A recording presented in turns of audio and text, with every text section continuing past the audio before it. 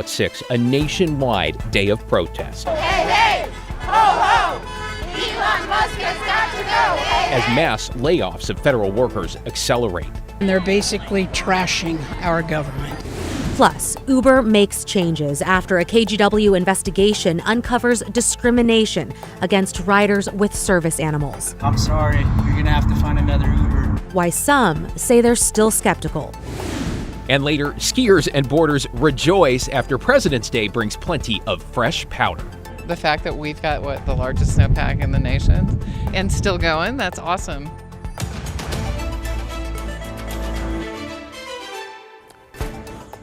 Good evening, everyone. We begin with a day of protests across the country, including some here in the Northwest who made their voices heard in opposition to President Trump's policies. Thanks for joining us. I'm David Molko. And I'm Christine Pitawanich. We saw those protests in Salem and downtown Portland. Let's go live now to our Devin Haskins, live near City Hall. Devin, give us a sense of the crowd there today. Yeah, David and Christine, the size, several hundred large here outside City Hall and on the sidewalks across the street and in the parks nearby. At one point, a small faction of the group blocking off 4th and Jefferson before the protest broke up by its own at around 4 o'clock this afternoon. hey, ho, ho, Elon Musk has got to go. In downtown Portland, hundreds lined the streets outside City Hall on President's Day. We need to show that not all Americans, most Americans are not behind what's going on in our government. I'm out here because I'm concerned about so many things that are going on that Musk and Trump are doing to our country. President Trump has put Elon Musk, the billionaire behind Tesla and X, in charge of making sweeping cuts at federal agencies, which has included thousands of layoffs. Monday's rally, dubbed No President's Day, was organized by the national movement called 50-51, meaning 50 states, 50 protests on one day. The message is that we're here to peacefully tell you that there's a fascist coup going on. We need to uphold the Constitution. What Elon and Trump are doing in the White House is illegal. That is not how a democratic republic is run. Similar rallies were held across the nation with at least one in every state. This one outside the state capitol in Salem. I feel if I don't stand up and try to defend my country and my friends and my family, it's all going to go, and we won't have a safe place to be. And up in Vancouver, a large group gathered at Esther Short Park. Why am I out here? Because I'm frightened and I'm disheartened. With Trump suppressing the arts and the press and doing everything else, I'm afraid he's working right out of Hitler's playbook. And I'm very worried about our country, our democracy, our reputation abroad. Back in Portland, It is a big crowd, and I'm glad to see that. the crowd at times spilling into the street, protesting the president and the man he put in charge of fighting wasteful government spending. He's just trying to destroy everything he can, just to prove that he can do it. And there's no plan, there's no reason to it. And it's very destructive and harmful to many, many people around the world. Organizers expect to have rallies similar to today's at least once a month going forward. Back to you. Devin Haskins live downtown tonight. Thanks, Devin. Developing in Northeast Portland, take a look at this video. You can see a truck flipped on its side in Fairview at Sandy Boulevard and Northeast 223rd. A neighboring business, AD Truck Services, caught what happened on security camera. You can see the truck leaving the parking lot with an arm raised until it gets caught in an overhead power line. It turns, then tips right over. It caused a small outage in the area. The Multnomah County Sheriff's Office says the driver stayed inside the truck and was not hurt. A heads up, though, Sandy Boulevard may still be blocked in that area. In your headlines, Portland police are investigating a series of crimes Sunday night in Northeast Portland that they say appear to be connected. This all began around 6, authorities say, with an armed robbery at a business on Northeast 122nd near Halsey. Minutes later, police got reports of 2 separate carjackings, one nearby and another on Killingsworth.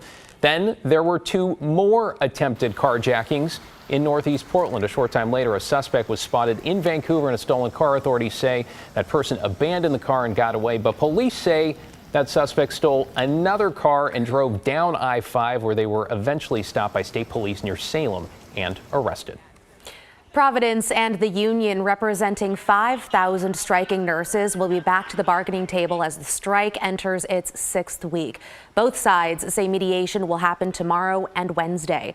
Earlier this month, nurses from all 8 Providence hospitals rejected a tentative agreement. Then last week, Providence said health care benefits will lapse by the end of the month for people on strike. That includes the St. Vincent physicians who ratified a new contract but are striking in solidarity with St. Vincent nurses. An apparel and footwear hub that backers say would help revitalize Old Town is reportedly closer to becoming a reality. The Oregonian reporting that Prosper Portland approved a $7 million loan to help Made in Old Town buy a 7-story building at Northwest 5th and Everett. That's a little more than half of the overall price tag there. Backers are hoping to get the rest from the state. Their goal is to bring together apparel and footwear materials and suppliers and designers from around the world and create a new innovation district. And city crews had their hands full this morning after a big tree fell across a road in Washington Park. Portland Parks and Rec says the fallen tree was reported around 7:30 this morning on Sacagawea Boulevard. You can see it not only blocked the road, but also smashed part of the new fencing around the Washington Park Reservoir project. The Parks Department says it has cleared more than 20 tree-related emergencies on city property since the winter storm last week. Matt? Well, no winter storms in our forecast. Nothing cold, nothing snowy for the valleys. We've warmed into the 50s, and every day we'll be in the 50s this week. It's still 51 out at the Reserve Golf Course right now. It doesn't mean we're not going to have some wind and some rain. We are, especially on Wednesday. The coast right now, Newport showing us some showers. 47 degrees there. The winds are light, but they're going to get strong on Wednesday, especially at the Oregon coast. And we're going to see the east wind come back too. So we're not quite done with a winter type weather pattern. It's just not going to be at nearly as cold as it's been for the last several weeks, right? We hit 55 today. That is our second warmest day of the year, only behind January 6th when we hit 56. So again, big difference from what we were dealing with last week when we topped out at 35 on last Thursday. We've got some showers over Clark County right now. Pretty good one, actually, to the southeast of Battleground at the moment. These are pushing off towards Skamania County here. Still some snow showers in the Cascades, but they're lightening up, and these are all going to end as we go through the evening hours. So our headlines look like this. Rainy and breezy on Wednesday. We'll get a break at the end of the week, but a very rainy weekend on the way. Temperatures, though, staying at or a little bit above average, guys. Do not mind the rain. Thank you, Matt.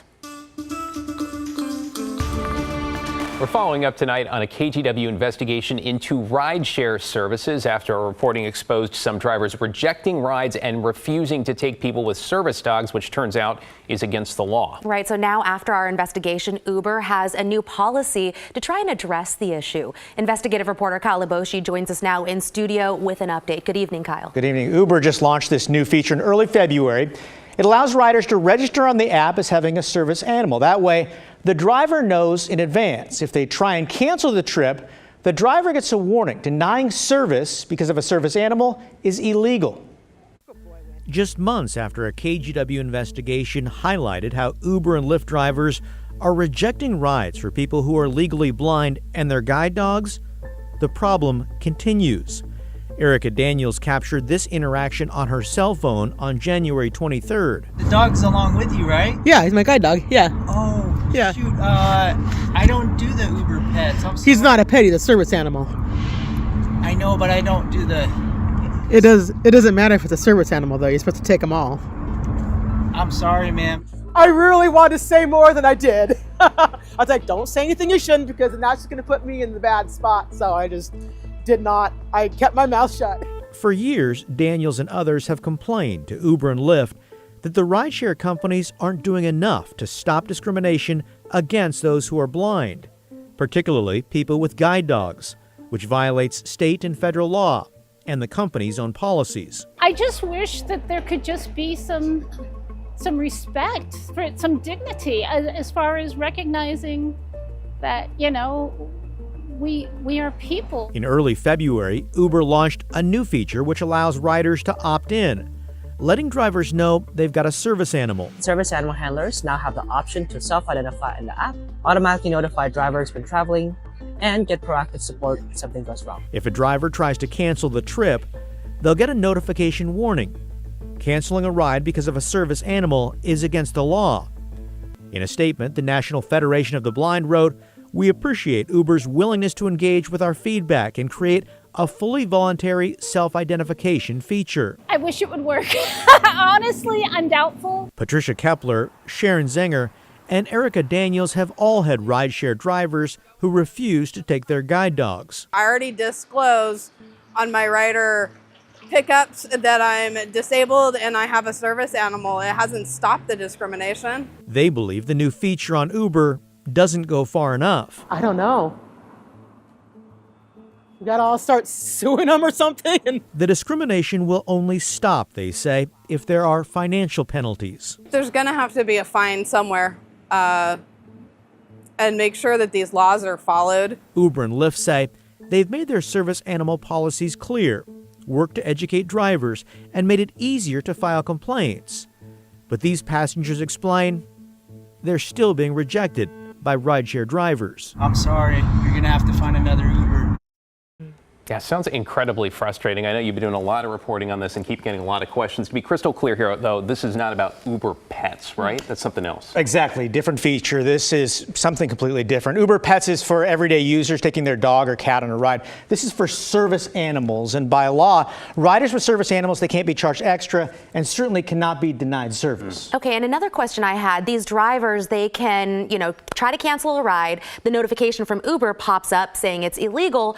They cancel it. What repercussions are there if they continue to do it? Right. Uber says there will be discipline, which can lead to termination. Okay. We don't know how many Uber drivers have been fired. They don't reveal that information, but they say there will be disciplinary action. Well, let's hope it stops happening. Thanks, Kyle. Definitely. Really appreciate the follow-up. By the way, if you have a story idea for Kyle to investigate, give him a call. The number is 503-226-5041, or my favorite, you can email callkyle@kgw.com.